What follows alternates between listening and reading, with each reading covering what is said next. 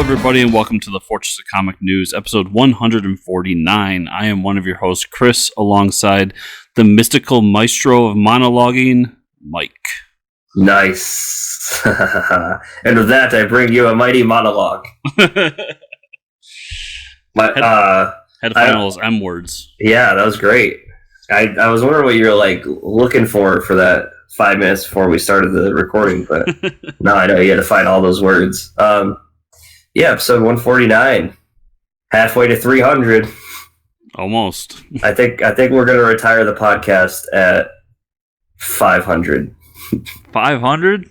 Well, you want to stop at 300? Well, I'll retire when I'm damn well good and ready. Oh, there you go. We won't set a limit. How about that? At 500, we'll be the all new, all different Fortress of Comic News. And then we'll come back and restart the numbering again when we're up in the 900s, and then people would be really confused. They're like, wait, I thought they were at episode like 300. It's like, no, they started the old numbering. It's like, oh, Jesus. Yeah, so then when we get close to like, a really big number, like you said, like 900, so we're at like 842, we'll start the legacy numbering again. Legacy. Fortress of Comic News Legacy. Oh, it's going to be a thing. You just got to stick around for it, everybody. With that being said, we don't have an interview this week. Just hanging out, talking stuff. Quite a bit of stuff happened this week. Both episodes of the finale, the Crisis crossover. Probably got a lot to talk about there. Yeah. Before we get into comic book stuff, though, did you watch that Aaron Hernandez documentary? I did not. No, I did not. I have heard about it, though. Interesting stuff. Yeah, I know you like your documentaries. I do. Especially if they shine a light on some weirdo, Pats players. Yeah, especially, fuck the Patriots. But, yeah, right. No. I know where you're going with that. No, it's interesting, though, because they get into a lot of, like, stuff about CTE and just, like, his background. And there's, like, it's not that he lived, like, a completely terrible life, but at the same time, he lived kind of a fucked up life. Mm-hmm. And it's worth watching. I will say, like, there's a lot of speculation throughout it and not a lot of facts. Even going to the court case. Like, the court case, I'm done with it. I was like, I don't know if he was the one that pulled the trigger or not. Oh, wow. But, yeah, interesting documentary. Well worth, it was like 3 hours long, though. So, oh, God. Yeah, have fun with that. Ugh. You said documentary, and then he said 3 hours long, and I was like, oh, man. I do believe, and people feel free to scream at me if I'm wrong here, but I do believe it's made by the same people that made Making a Murderer. Oh. It has the same, like, format. Yep, it's about murder. Yeah. But yeah, like even you watch it and like even like the timeline thing that they do Making a Murderer, when they go back and forth between the years and like even that's in it. So it's like it's very similar in like structure and style to that one. My favorite part of Making a Murderer was when they did the spoof episode on It's Always Sunny in Philadelphia. Where they replace all the characters with It's Always Sunny characters. I think we've talked about this before, but did you ever watch American Vandal? Yes, I think I watched the first season. Yes. Yeah. So anyone doesn't know, that was like a spoof documentary, like kind of making fun of Making a Murderer almost. Yep. And it was just fantastic. And the second season is even better. So yeah. Yeah, something ridiculous, right? Oh, the first season was like the drawing the dicks on the teachers' cars. Yep. And then the second one was someone pooped in a bag or something, right? So the first season they're trying to find who spray painted dicks on all the teachers' cars in the school. Yeah. And then the second season, somebody put a laxative in the school lunch. Yeah, that's right. And like everybody started shitting themselves. And what's even funnier about that is that the video of everyone like shitting themselves went viral online before the season came out, and people thought it was a real thing. Oh, wow. Yeah. That's awesome. Yeah, I don't know if I ever finished that or not. I think you brought that up. I'll have to check it out. All right, well, let's jump into it. TV, we got a new announcement spinning out of Crisis. Superman and Lois has been picked up for a series by CW. I guess. And then, we'll see where where Arrow leaves off with the new Canary show or whatever is coming out. I don't know. Does that show have enough? I honestly don't like Lois Lane. I don't like the Superman either. I mean, like, for me, it's just like both of them just don't look like the characters to me. I don't know. So my first impression is it's another show for me not to watch. Well, that's not just it. Like, those two characters to me don't look like if you want, I get like you want two characters that look like the comic book heroes, but like they're almost like cheap knockoff actors that they hired. To me, it's if you don't want them to look like them, just make them not look at Jimmy Olsen, right? If that's what you want, but like I don't know, it's like. So I'm okay with the Superman. Like, he's not the best choice in the world, but he does a good enough job. But the Lois Lane, like, she is obnoxious. Like, she's really annoying. Yeah. Every time she pops up in one of these crossovers, the only part of the shows I watch, by the way, right? I just like cringe because I just do not like her. Yeah. So I mean, it's like it's definitely a couple show. It's like they're gonna. I mean, that sounds like they've done that in the comics and it's worked before. So I guess I'll wait and see. But I'm just kind of exhausted on CW shows. You know. Yeah. The crossover was good. I mean, we'll talk more about it later, but I've been kind of burn out on their style of storytelling for a little while. Yeah, and dude, the way the way the Crisis ended, those last two episodes, I mean, we end with them sitting around like the Hall of Justice. Like, where do they go from there? They should just end all the CW shows right there. Like, why not? Like, just end them all right there. You had the Super Friends music playing. End them all. Just like get rid of all the shows. Like, why would you not have that? Whatever. They want to make money, I get it, but... Well, now they got to set up Infinite Crisis.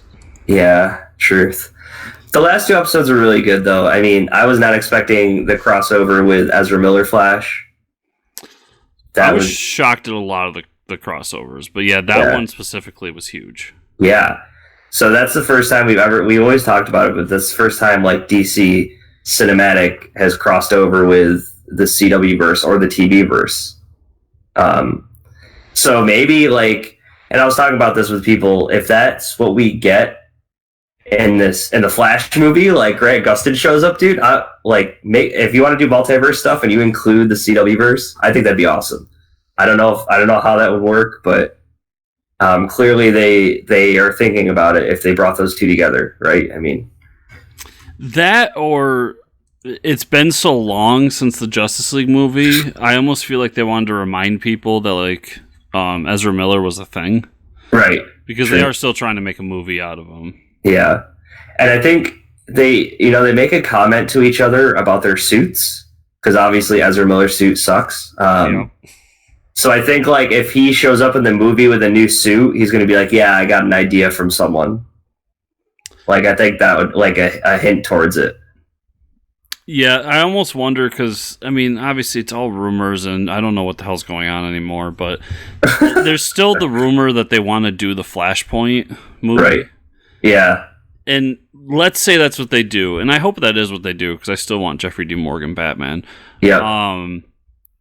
It wouldn't surprise me if after that, he's just like, I got this, he gets this new suit out of it, and everyone's like, whoa, you look different. And it's like, oh, yeah, it was an idea I got from somewhere. And then that could be like the after credits scene or something. He pops up and sees Grant Gustin. Yeah, maybe he runs over to see Gustin and is just like, look what I did. Yeah. I think look at me. That would work as who knows if that movie's even coming out anymore. As far as the Crisis, though, they did. I mean, all the Earths they showed, we got a glimpse of Stargirl's Earth, and all of the Justice Society was pretty cool. Mm-hmm. Like Dr. Midnight, stuff like that. And then it kind of tied up all the kind of, I guess, continuity issues everybody has. All these other shows, so that, like, they show Swamp Thing, they show Doom Patrol. And I think that was pretty cool too, showing that there's other universes out there still. But pretty much all the CW heroes are all consolidated to one Earth.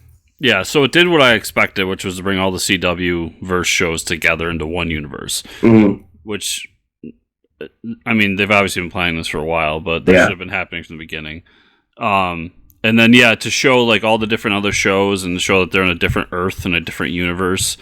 And then, to show us the Green Lantern movie that we all have been trying to forget for how many years.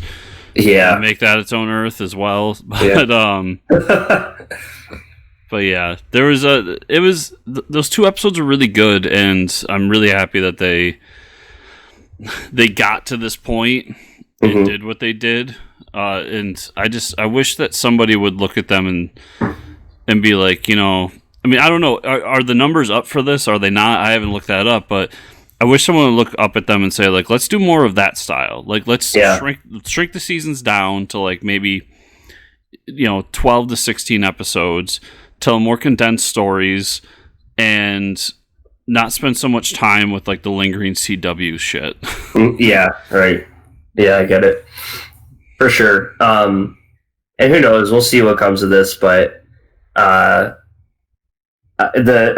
the whole Easter egg at the end with Gleek when they're in the Hall of Justice. Yes. That was pretty cool. I don't know if we'll actually... I don't know how, like, moving forward, how often are we going to see this Hall of Justice? Or is this just, like, a fan thing and then they go away? You know what I mean? Like, are they periodically going to be meeting there for, like, discussions, like, during each other's episodes? Like, how does that work? I feel like it'll be a fan thing for the most part. You might see it, like, once in a while when, like...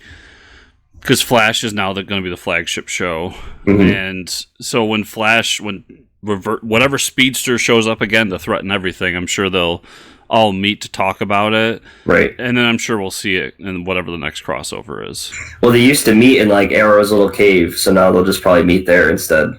Yeah. It was a really cool moment when they like not even the table and everything, but afterwards when they zoomed out, and I'm watching with my 2 stepsons, and even they were like, oh, "It's the Hall of Justice." Yeah, right. It's just a really cool moment they did. Yeah, that was pretty awesome. It's like this old hangar, and I was like, "What?" So I thought overall it was really cool, and I guess we'll see what happens moving forward with Flash next week and stuff. Got some trailers this week. What about the Morbius trailer? Huh? That looked better. That looked surprisingly better than I thought. I don't know. I can't expect much from these films. So my favorite part of the whole trailer was from the studio that brought you, and they started listing the Spider-Man movies. Yeah, right. And first, everyone out there, that's a complete lie. And then it was followed by Venom, which like I kind of liked, but I know it was a very good movie. Yeah, right. But it looks interesting enough. I mean, the thing to talk about is really the end. But I thought that the trailer itself was good. I mean, Morbius looks fine, and I'm sure Jared Leto will do good as long as he's not doing what he did in Suicide Squad. And I think, the ending was the most surprising because, like, you have Michael Keaton, who plays Vulture in Spider-Man Homecoming, and now he's crossing over to, in association with Marvel, if you saw that at the beginning of the film reel there. Not Marvel property, in association with Marvel. So they're like, we gotta distance ourselves from this shit. But obviously that's going to team up for the Sinister Six, which is probably going to lead to the most expensive Sinister Six casting movie I've ever seen, because you already have Michael Keaton, Tom Hardy, and Jared Leto. Jared Leto. So that's 3 out of 6, and that's pretty much all your budget right there for the Sinister Six movie. Well, I mean, they could do whatever they want, but Venom technically isn't a Sinister Six member. Yeah, but I can see them throwing him in there. Yeah, I mean, it's what's confusing there is that it's Michael Keaton, obviously in this prison jumpsuit, where he was when we last saw him, and it's like, is this like me and you are going to be able to differentiate, but like the average fan they're going to think that Morbius is a MCU movie now. Yeah, well, I think that's the whole point. I mean, I don't know if they're fine. I don't know if they're saying that they're all the same universe, or like what's happening? I mean, I guess I don't know. Maybe they finally are saying, yeah, all these characters are in the same universe. I don't know. That or it was a devil's bargain behind doors to get Spider-Man back at MCU for another movie. Yeah, like you got to give us Vulture.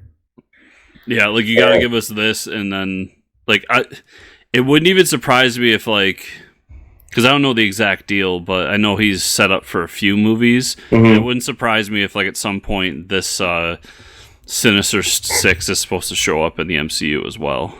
Right. I don't know. We'll see. We'll see how that plays out, because now we have both parties here. We got DC messing around with their shows and movies together, and now we got Marvel finally connecting the lines of, I don't know. Yeah. I used to think they wanted them separate, but who knows? We'll see. We'll see. Yeah, that was, and you could tell they saved that for the end for everybody to be like, what the hell? Because the whole trailer was a lot of like punchy, crazy powers, and then like the end was just like Michael Keaton. The funny part of this all is that afterwards somebody started posting about how they found Morbius in Homecoming. And what they found was some random dude in the prison with long hair walking behind Michael Keaton. Oh. It's like, do you... I mean, let's be honest with ourselves. Do we really think that Marvel put that in there and be like, it's Morbius, guys? Like, yeah. Find out in 5 years. Yeah, right. Who knows? Who knows? Anyways, we got a couple other trailers to talk about. New Black Widow trailer. What did you think of that? Looks good. It was cool to see Red Guardian in action. Yeah, are you a little feel better about that? It's not fat Red Guardian anymore. Or? It's still fat Red Guardian, but he was in action. He looked better. I mean, when I made comments the first time, I even said like I have these things that I didn't like, but I am not worried about them. Right. And this is why, because the whole thing with Red Guardian, that sequence was cool. The Taskmaster and getting a closer look at him. Mm-hmm. It looks a little bit more comic friendly. He has the sword and shield. You can kind of see the skull on the mask. Yep.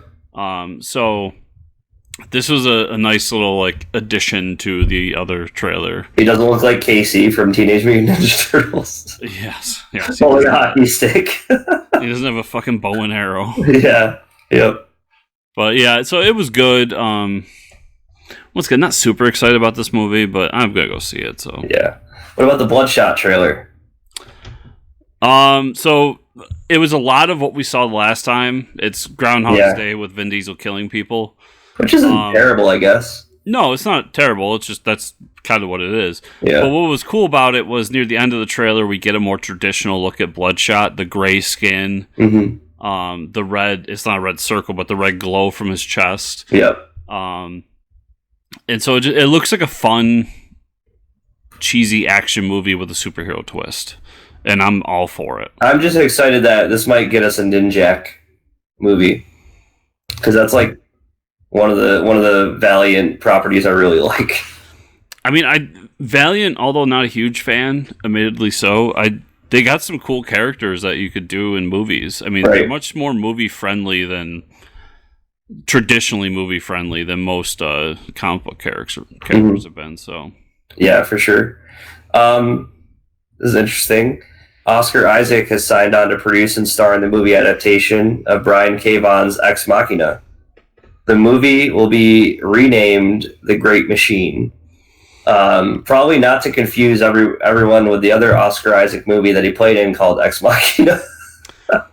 That was going to be my little anecdote, is that he literally said that he didn't want on his IMDb to be Ex Machina and Ex Machina. Yeah, and like... I wonder. Can you imagine if he signed up for the first movie thinking it was Brian K. Vaughan's Ex Machina, and then he starts shooting it, and he's like, "Wait a second, this is the one I signed up for." I actually never read that, but I mean, it's a Brian K. Vaughan book, so I should have read it. It's on that list of books that I want to read, but haven't had a chance to over the years. But it's one that people love, and it's cool to see Oscar Isaac, who was an actor I really liked out of the new Star Wars movies. Yep. And obviously he's done other stuff too. But to see him on it and kind of championing it is cool. So Yeah, yeah, for sure. And a lot of people don't realize Brian K. Vaughan, I think he does a lot of writing for TV. So he's got like screenplay experience there for when they want to make this into a movie. It's part of the reason we get those breaks in Saga. Right. He's doing all that other work. Yeah, so this is another big piece of news for Joker. Still sweeping up and cleaning up shop. 11 Oscars, including Best Director, Best Actor in Leading Role, and Best Picture. I don't know. Do I agree with all this? No. But hey, that's a lot of Oscars. Is it going to win those? No. Maybe Leading Role, Best Actor. I don't. Definitely not Best Picture. Hey, Mike, what did I say after the first trailer of this movie? Oscar bait. Yeah, for sure. It's. I've been saying it for a year now. Yeah. This was their attempt for an Oscar. They wanted one for Dark Knight and didn't get it. Best Picture. I don't know if they'll get best. I mean, I'm not an expert on this. 1917 is cleaning up shop with that. I think I've been hearing crazy good things. Yeah, and I really want to see that, but I could see Best Actor in a leading role. There were some of the other ones, like it'll probably get Best Score, even though once again I don't understand. Yeah, if you'd ask me like what was memorable about the score, I don't know anything. Yeah, and I'm sure it'll get something else like Best Film Editing or what But Best Picture, I don't know. I still think even if it was deserving of all of this, and whether it is or isn't is up to you personally, because it's everyone's opinion. I still think there's that bias against comic book movies. Yeah, and it just won't get Best Picture. Nope. So let's jump to comic book news. Wasn't too excited when I saw this news, even though it was from DC. Brian Michael Bendis, Alex Maleev are back with Event Leviathan Checkmate coming this April. Chris and I had already talked about how that story we thought was kind of lacking at the end there. Well, if you want to figure out what happens next, pay this more money and get the complete story. It's almost like it's a Brian K. Vaughan, Brian Michael Bendis event. Yeah, so I'm probably not going to read the second part of that, just because when you finish the first part, you can tell it's like, oh, this is a blatant act to get me to jump onto another series. It was so heavy-handed that it was like, man, all that build-up for literally to be continued. I'm 50-50 on it. Yeah. So there's a part of me that wants to read it for science. Just to see like what the hell's going on, and I said that about Convergence. To come back to all of you and say like whether this is anything or not. Yeah. And there's a part of me that is still a sucker for Bendis, and it's just like it ended weird, but now we got part 2. I mean, he's a great writer. There's no doubt about that. Yeah, so I don't know. It's going to be a split-second decision when I get my previews catalog. But yeah, look at the cover and then be like, maybe. So Marvel stuff. X Factor is returning from writer Leah Williams and artist David Ballion. The team includes Prodigy, Polaris, Rachel Gray, Boy, and Draken, with North Star leading the team. This team will answer to the 5, who are the mutants tasked with resurrecting mutants. So, what does Boy do? I feel like there was supposed to be something before Boy. Yeah, I was like, that's not it. It's got to be like, not Beast Boy, because we're talking X-Men. Bubble Boy, maybe? I don't know. But it's... Insert what favorite superpower. Ice Boy? Fire Boy? So, I want to read this because... I like the 5 and the whole idea behind the 5. So they're resurrecting dead mutants. Yeah, like when they popped up in Hoxbox, I was really intrigued, especially since like they made gold balls like important. Right. He shouldn't be important at all. So I might check this out for that reason alone. Yep. But yeah, so I'm interested. I'm trying to be selective with the X-Men stuff. Because A, I've never had so much X-Men crap on my pull list in my life. Right. But B, it's just like Hickman has done such a great job of creating something intriguing in his story that it's hard not to get sucked into everything around it for me. Mm-hmm. And he even said himself, like, these books were not meant to all be read to understand what's going on.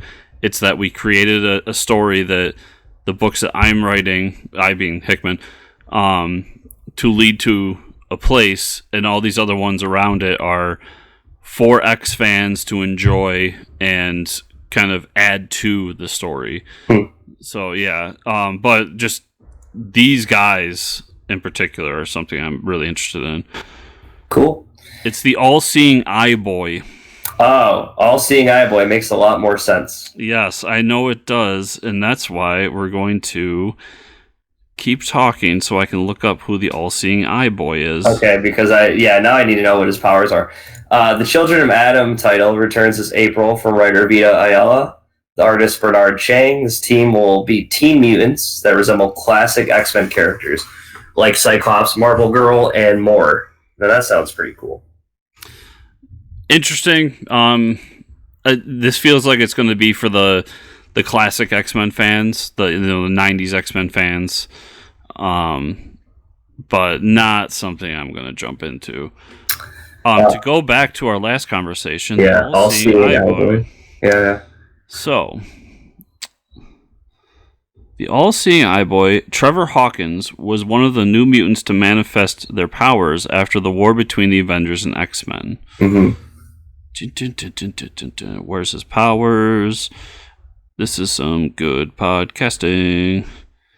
Oh, his powers. So Trevor is a new mutant activated after the Phoenix dispersion, blah, blah, blah, blah.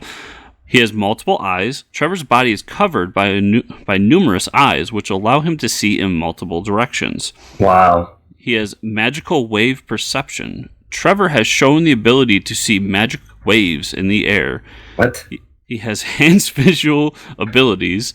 Trevor has gained special abilities due to his extra eyes, such as improved marksmanship and nonverbal communication.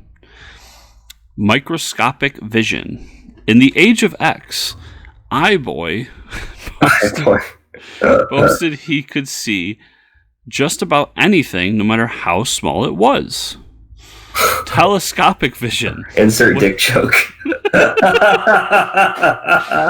With all of his eyes, Mr. Hawkins can also see up to great distances at a time, supposedly able to see incoming adversaries from miles away. Wow. X-ray vision. Wow. That's pretty self-explanatory. Yep. Physiological intuition. Oh. Trevor saw through certain personality traits in other people by noting subtle habits. Wow. I.e., Shark Girl's fear of abandonment via hand tremors when yelling. He has aurora vision and tracking, attack perception. List goes on. I don't know what one Eric eye scrying. When Trevor recedes into REM state, his visual clarity intensifies many times over as he sees into himself. Through this dream sight, he can peer into just about everywhere within the world around him, as well as beyond the world. Yo, how many focus? How many drugs? How many drugs was this person on? Yo, they're like, they dropped acid. They're like, what is it? A bunch of eyes. Illusion perception. Oh my god. Electric wave perception. That sounds pretty useful. Microwave perception. Okay. And weakness perception. See, he's basically, when you play an RPG, like Final Fantasy, right? And there's that ability that I'm going to zone on the name of now, where you can see what they're weak against, what their health is, all that stuff. He's that. Yeah, pretty much. Also, he can see inside himself. Yeah, also he has the ability that Joe Rogan wants the most, which is to automatically be able to see through all via DMT. Yep. Takes lots of drugs. Man, that was a shitty hero if I've ever heard one. I mean, I know we saved it for the shitty villains, but that was a shitty hero. Holy crap. I'm that much more excited for this book now. Yeah. I think we're going to start researching shitty heroes. Stay tuned, folks. This can't even follow up to that. Announced for April, Black Widow, Widow Sting. Written by Ralph Macchio. What? Okay, maybe I can't follow up to that. What the hell? Wait a second. Art by Simone Buonfantino. Black Widow goes undercover to save a S.H.I.E.L.D. agent. Ralph Macchio? What was it called again? Widow Sting? Widow Sting? Did you throw that name in there, like, as a joke? No, I did not. And this is like the worst news segment ever because I'm pretending like I know what I'm talking about and I apparently don't. Dude, I might just pick up the book just for Ralph Macchio. I mean, who knew? Black Widow, Widow Sting features writing from Ralph Macchio, Marvel 2-in-1 Thor. So he's done other stuff. If it's the same Ralph Macchio. Oh man, now we gotta take the internet and figure this out. Well, we'll wrap it up. I'm gonna wrap up the news. You look for Ralph Macchio if it's the same. Okay, all I'll say is Black Widow. I don't care. Yeah, I knew you were gonna say that. Taskmaster getting a solo series this April by writer Jed MacKay with art by Alessandro Vitti. Taskmaster is being hunted by the world's greatest spies and needs to clear his name. Well, spoiler alert, he doesn't have a name. It's Taskmaster. My thing here is Taskmaster's a villain and he's done lots of bad things. So even if he does clear his name, you should kill him anyways. Yeah, because he's a bad guy. Are they trying to turn him into like the new Punisher or something? I don't know. I think they have a Black Widow movie coming out with Black Widow, Red Guardian, and Taskmaster. So now they want a comic book on the shelf with Black Widow, Red Guardian, and Taskmaster. Yep, makes sense. With that, with what you just said there, we're getting a third series announced for April, Widowmakers. Red Guardian, Yelena Belova is coming from writer Devin Grayson with art by Michelle Bandini. So that is Widowmakers, Red Guardian, Yelena Belova. So there you go. All the characters from the Black Widow movie all getting their own books. Nobody has any more questions about any of these characters. They're gonna spoon feed it to you. There you go. You're welcome, fans. Yes, not interested. But this just in. On Wikipedia. Okay. Ralph Macchio, an American comic book editor and writer who has held many positions at Marvel Comics, including executive editor. Macchio is commonly associated with Daredevil, Spider-Man, and the Ultimate Marvel line. Yeah. Macchio is not related to the actor Ralph Macchio, but is nicknamed the Karate Kid after the actor's role. Okay. Well, that as long as they call him the Karate Kid, I was like, there's no way Karate Kid has been making comics for this long, and I just heard about it. Listen, way. I was writing this I was writing this episode out, and I'm doing that, and I'm trying to do things for something else that we're going to announce like 2 or 3 episodes from now, and all this stuff. And so I did not put 2 and 2 together when I saw Ralph Macchio. I was like, Chris didn't warn me about this. Actually, okay, so now probably the most exciting news. I think it's exciting. If anybody remembers, back in the 90s, a show called Animorphs. Oh, you skipped one. Oh, I'm sorry. Oh, no. Okay. Yeah, I was just so excited about Animorphs. Okay, we're going to go back one more. Writer Jeff Lemire with artist Mike Del Mundo united for a one-shot spin-off of Immortal Hulk titled Immortal Hulk, The Threshing Place. A gamma-radiated monster is on the loose, and Hulk must stop it. Hulk vs. Hulk by Jeff Lemire. Buy it. What else do you need? I mean, come on. Jeff Lemire's writing it. Yeah, Jeff Lemire, and I like Mike Del Mundo. Yeah. Continue with Animorphs. Okay, now I can talk about it. I kept telling Chris I want to talk about Animorphs. Animorphs ruled my childhood. They had all those books out, all like the really thin, almost like it was like Goosebumps, and then he graduated to Animorphs back in the day in school. And dude, so many novels. They got so many kids to read, and it was like the Harry Potter of the generation. I think it was like everybody had them. And then, now you see Harry Potter on everybody's shelves. I don't know. But, that's how big it was, I think. At least I think it was. Am I having a fever dream, or was there an Animorphs TV show as well? There was. Okay. Oh, yeah. There was. I remember that really specifically. I never read the books. I'm not saying I read the books. There's no pictures, Chris. But the show, if you remember, like, I didn't even get to the news yet, but the show had like the weird evil like slugs that would crawl in your ear. I was so terrified of earwigs as a kid because of like that's how they would turn evil. Like Animorphs was every person had a specific animal they could turn into. And it comes back as so Animorphs is coming back as a graphic novel titled Animorphs: The Invasion by writer artist Chris Grimes. The graphic novel will be based on the first prose novel in the Animorphs series. So they're basically rewriting the series as a graphic novel, which maybe I'll start reading them all. This sounds pretty cool. I'm gonna check it out. I want to check this out, and if they keep doing more, maybe we can continue the story further. Yeah, that'd be awesome. Great. It was. I thought it was such a cool idea. You had like these people that were transforming, and then you had like these evil aliens or something coming after them. I don't even remember all the details, but it's been so long. Yeah, like, we might read it and be like, "Wow, this is fucking stupid," but right. Wow, this really did age well. It was a big thing in our childhood, and it's one of those things that was big and then gone. Yep. And like no more books, no big movie, no nothing. Right. So I'm interested to see like to go back to something that I have nostalgia for, but hasn't like stuck with me my entire life. Like you know, like Power Rangers. Power Rangers always been around, so I like right. have a base for what Power Rangers is. But this was not like that, so yeah. I'm really intrigued by it. This was not Power Rangers. All right. Well, that being said, let's just jump into what we read this week, huh? Okay. I had a few books, just a few. I guess I'll start with my pick of the week, which was Dungeons and Dragons, Rick and Morty, Dungeons and Dragons number 3, Planescape number 3, whatever. Such a long title.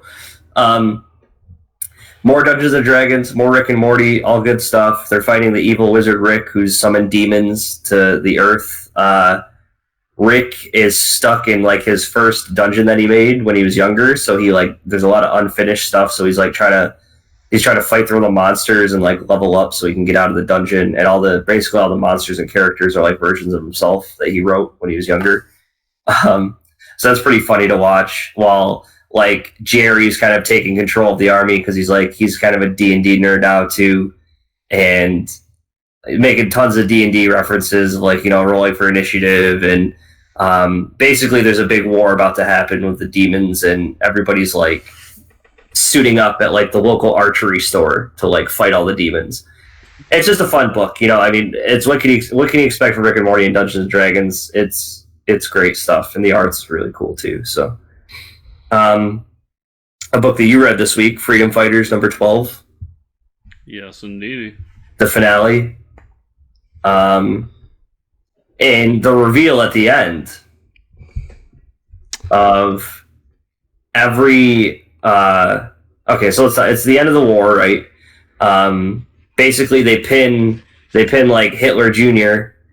in the mountain, but of course he like sets a nuke off, and before he leaves, so he's like, aha, freedom fighters, you don't win, I'm going to set a nuke off. Well, Human Bob absorbs the nuke, and we think, oh no, Human Bob's going to die. Well, Human Bob doesn't die from a nuke because he's pretty much a nuke. And I was thinking about that when they were like worried about him. I'm like, isn't he a human bomb? So like, would a bomb just not hurt him? I don't know. I don't know the science behind it, but apparently he was fine. I think they were concerned that because he was going to absorb part of the explosion, right? But then still some of it would go off, so they were worried that it'd be too much for him to handle or something weird like that. Nah, he's human bomb. It was just a moment to be like, oh no, human bomb's gonna die. I know, but I was sad too. But you know, the Hitler gets away like ah ha ha, and then we get a nice little scene where Black Condor still has the Plastic Men serum, and he like slips in and kills him. So that was pretty cool. We got this vengeance on little Hitler. And then the big reveal at the end is that all the other countries and their what do they call them? Not mantle. What? Avatars, yeah. Like just like, you know, Lady Liberty, all the other countries have it too, and like Uncle Sam, I mean.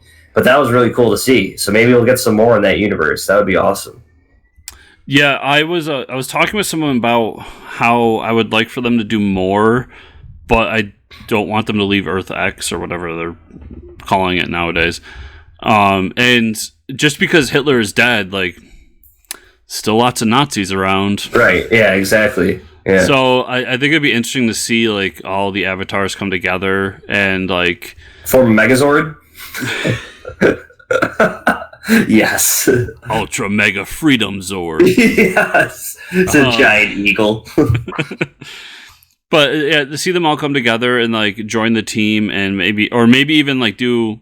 I mean, you could do a ton of shit, but like different stories in different universe or different countries with their own version of freedom fighters, right? And just like stay in this world where like, all right, the Nazis are dismantled, but now we have to rebuild, and there's still Nazis around. Like we only really killed one, so right.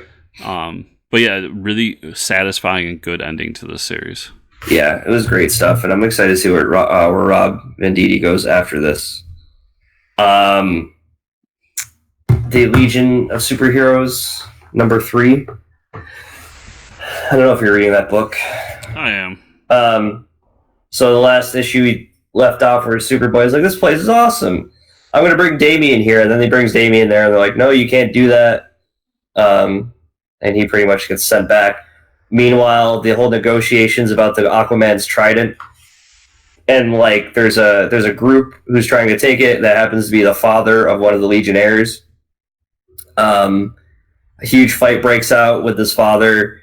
They capture this guy. He's pissed off that they didn't give the trident to them. Well, lo and behold, there's a big fight happening. The trident gets stolen at the end, and then there's these people are going to come rescue the guy that they've captured, pretty much.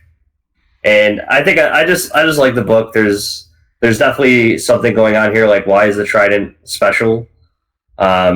Why do they need? We know they need Superboy, and they don't need anybody else. Like, they kicked Superboy out, or they kicked Damian out of there. Well, there's hints towards why they kicked Damian out specifically. Oh, okay. They do refer to him as Little Hitler.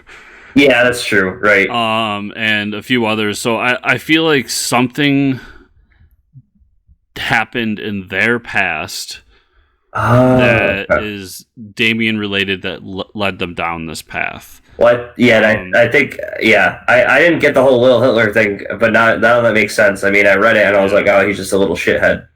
Well, yeah, because they were like way too concerned that it was Damian specifically that they brought, and they kept saying like, you need to watch this video we made for you. Right. We made this sweet tape for you. I know. Please watch it. Yeah, I know. And dude, it's been like issue 3. We still haven't seen it, so it's definitely it's probably going to get him caught up to speed on what happened in the past. I'm assuming.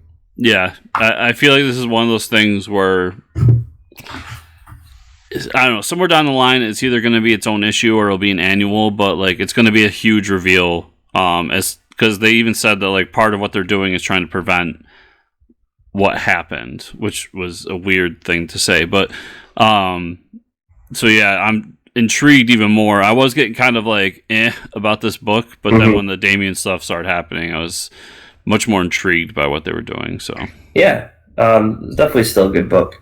Yeah, and that's all I had this week. But I did watch, with that extra free time, I watched Jay and Silent Bob reboot. Oh, we'll have to talk about that next week because my copy comes on Tuesday. Oh, okay. So we'll talk about it next week. Second Coming number 6. So this is the last issue in the Second Coming book. Pretty good. It was just kind of wrapping up everything. Jesus is trying to bring all his disciples together.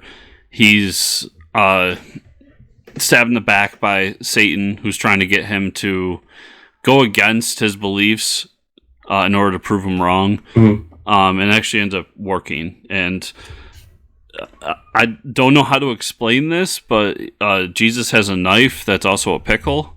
Okay. I don't really know. I just think that Mark Russell was like, hey, he has a pickle knife. Do it. Awesome. But ends up killing Satan with this knife. Oh. And we end up finding out that after everything, Sunstar and his girlfriend have given up trying to have a kid. They get married, and then they have this conversation with Jesus and God after Satan's dead about everything that happened. And God's like, I left you with a few gifts. And they get one of them, but then at the end it's revealed that the other is that Sunstar's wife is pregnant. Oh. So they've said that we're going to get another issue, or another series, I mean. So we'll see where that pops up. And for anyone watching, Pickle Knife Jesus. That is awesome. James Bond number 2. This has been the weakest James Bond comic so far, in my opinion. I mean, it's only 2 issues in, but it's another, like, there's a poker game, and James Bond is really good at poker. Okay. Casino Royale. It's just, the other ones were much more action-oriented. There was always a sequence in there where he had to fight a bunch of bad guys, and in this one, it seems to be going more down the espionage route of everything. And it's just not flowing as well as the other series have. But it's James Bond, so I'll keep buying it. Yep. Undiscovered Country number 3. One of the people in this in the group that's gone to the United States, we end up finding out that he's actually a plant by someone inside the United States. So he's a scientist that believes that time is moving differently inside the states. Mm-hmm.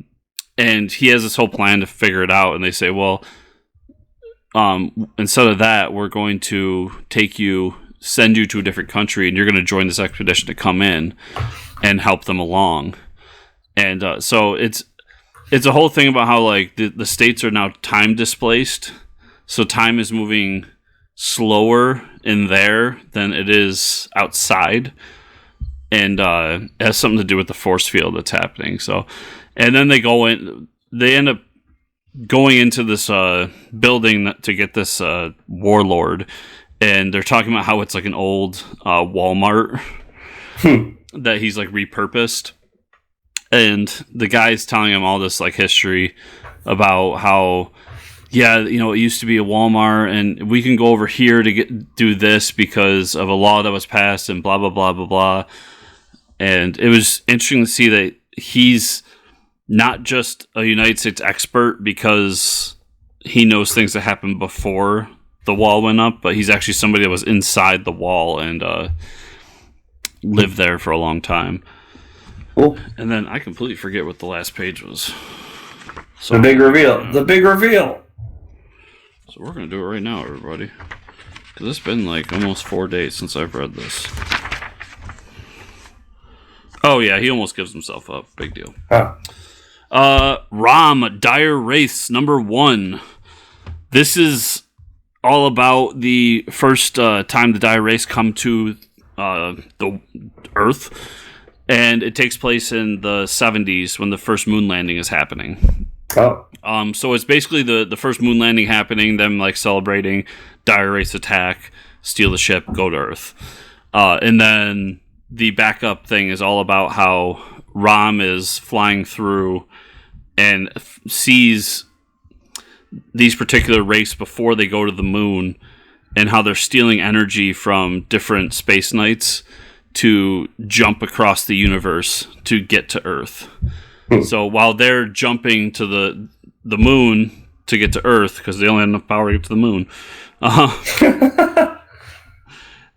he's flying by and following them. And so obviously at some point he's going to meet and they're going to fight. Cool. Love me some Rom. So that's awesome. Revenge of the Cosmic Ghost Rider. It's more of Cosmic Ghost Rider basically being Punisher. But interesting book nonetheless. I really enjoyed it.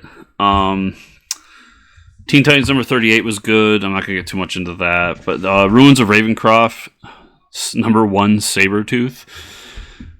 Which, okay, I'm going to go on a little rant here. Marvel. More X-Men.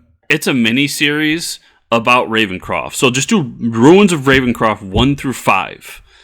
Don't do Ruin of Ravencroft 1, and then Ruins of Ravencroft Sabretooth, number 1, and then Ruins of Ravencroft Dracula, number 1, then Ruins of Ruins of Ravencroft 1 through 5. Yep. If you picked this up thinking it was a Sabretooth book, and a number 1, you were sorely disappointed, because it's just continuing the story of them finding the complex underneath the building that they just destroyed. And there's a flashback to when the people there had Wolverine and they were experimenting on him. Mm-hmm. And Sabretooth happened to be like an orderly there.